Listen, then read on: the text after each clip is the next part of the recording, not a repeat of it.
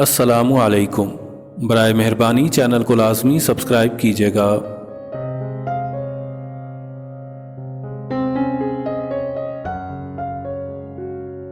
कहते हैं कि पहले वक्तों में एक आराबी ने अपनी बीवी को तलाक दे दी। कुछ लोग उसके पास पूछने और सबब मालूम करने आए कि उसने तलाक क्यों दी।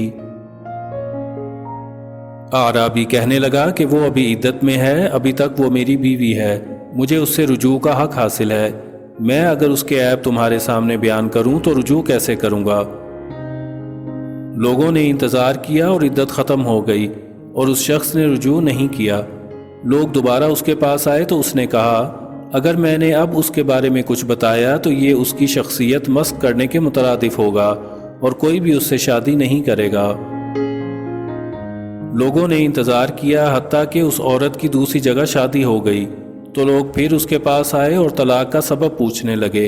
उस पर आराबी ने जवाब दिया कि अब चूंकि वो किसी और की इज्जत है और मुरव्वत का तकाजा ये है कि मैं पराई और अजनबी औरत के बारे में अपनी ज़ुबान बंद रखूं।